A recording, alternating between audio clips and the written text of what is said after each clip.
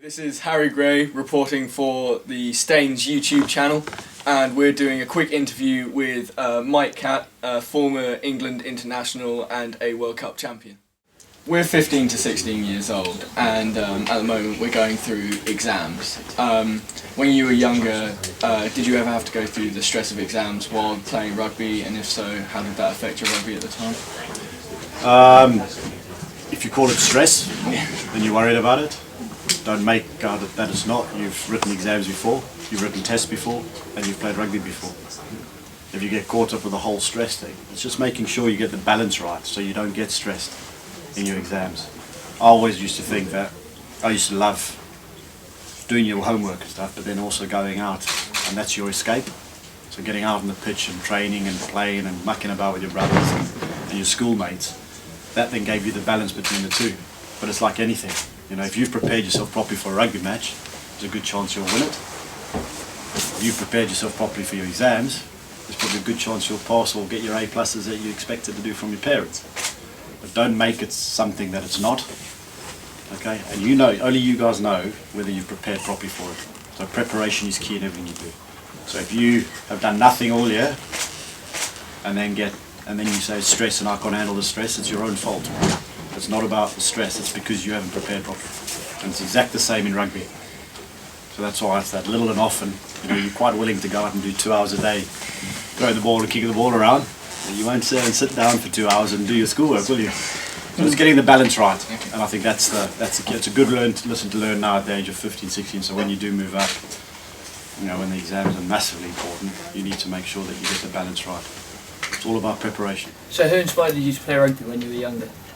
Who inspired me? I think I grew up in South Africa, so rugby's the #1 sport. So from the age of 5 and 6, we were out on the rugby pitch. We didn't have football, so everything we did was all about rugby. Everything you did, so athletics and gymnastics, all that sort of stuff, was all to do about rugby because it was the main sport. So you know, we played Smarties versus Peppermints at the age of 6. Everybody just followed the ball like that. You know, it was actually quite good fun.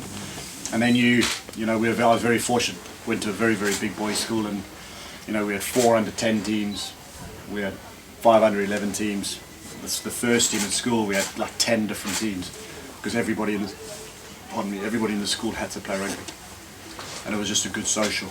I mean, the other thing from my point of view, and it's probably not something there's a bit of debate over here in the UK, is we were told to win early doors. So you win or don't come home. All right. So whether you played A team, B team, D team, it didn't matter. It's just about right. It's about winning because that's what life's about. You know, when you fail, get back on your feet and start again. Get back up, bounce back up, bounce back up. And those are the lessons of life that we learn throughout the game. And massive lessons that I've learned. When you were picked to play for England, what went through your mind? Well, other than jubilation and brilliant, you know, I always dreamt of playing international sport. I quite like my triathlon and stuff too, athletics, triathlon. So I only came over to the UK backpacking. So I just came on a holiday. I had no intention of playing rugby at all. Got bored after a couple of weeks, ended up down in Bath, where I walked onto the pitch and seen literally the whole first team was full of England players. You know, Jeremy Guscott, Stuart Barnes, those sort of guys. And lived in the youth hostel for 3-4 weeks, stacking newspapers at 2 o'clock every morning, 2 till 5, and then go and deliver them. And got some money because it was amateur then, and just went and played with Bath. And luckily, because I was surrounded by so many good players, that I developed very, very quickly. And England was the way the opportunities fell for me. So although I dreamt probably all my life playing for the green and gold for the Springboks, it didn't work out that way. You know, it worked out completely differently, and I would never have expected it in any shape or form. So where your opportunities arise, they'll always happen in life, not just in sport. Wherever your opportunities arise, you either take them or you don't. So make the most of them. Have you ever had a break from rugby, and if so, why?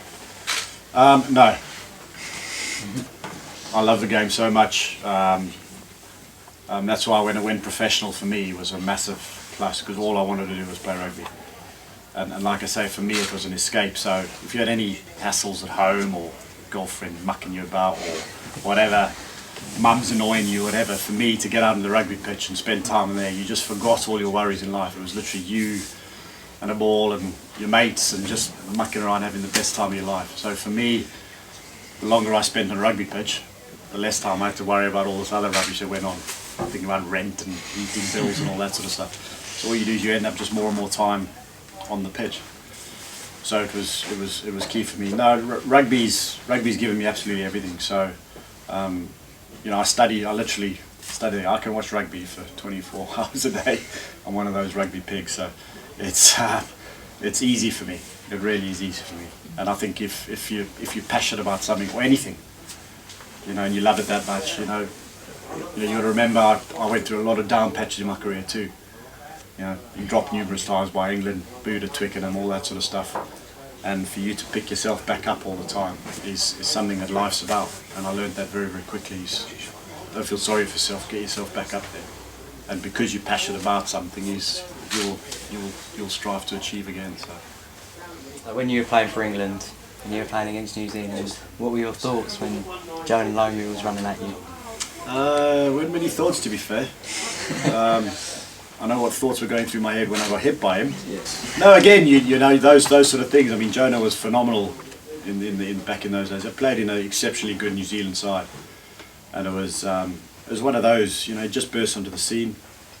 He put me on the rugby map, international rugby map.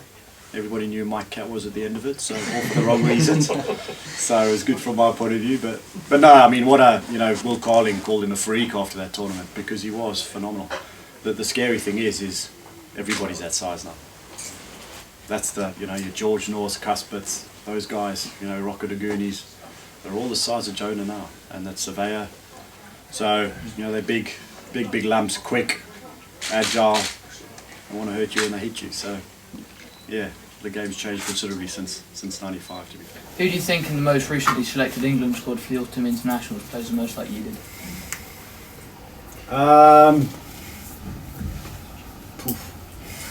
None of them to my level, of course. I mean, I was never a flash player, so I never, I didn't make the big line breaks and score dazzling tries and, throw the odd 30-metre pass and put the 15 through a hole. I think I was very much more of a sort of a game manager, understanding what the team around me needed, understanding on how to put the team in the right place for the likes of Jason Robinson, Will Greenwood, Ben Cohen to actually score the tries. So I think I was very much the organiser in the team and just calming everybody around me and just making sure we're doing the right things at the right time. But again, we were very fortunate in 2003. We had a hell of a lot of leaders in the team anyway. So, Martin Johnson, Delalio, Dawson, all these guys. It was easy. It was very, very easy. But somebody that plays like me at the moment, I mean, Carl Eastman, Billy Twelvetrees has got a lot of good organisations, so what they do is they see the game. So I'm doing a lot of work with them, actually seeing the picture in front of them, then making the decision on it. And that's what I used to do. What is the proudest moment of your rugby career? What was the proudest moment? Winning a World Cup's pretty up there. I think, everybody says lifting the trophy. It's probably not lifting the trophy that's the best bit. It's the journey to get there. We were 6 years together. We lost 3 Grand Slams, got kicked out of the quarterfinal in the '99 World Cup. But it's the whole journey. It's like the journey we're going along here with Stuart now. These guys currently, it's a great culture. It's a great place to be. The boys enjoying themselves, and it's about the journey. It's brilliant if you can lift a trophy because it does change your life. Change there and then it changes your life. But it's the journey that you focus on along the way. And if you get that right, you'll lift numerous trophies. So I'd say it's the journey that's the best bit.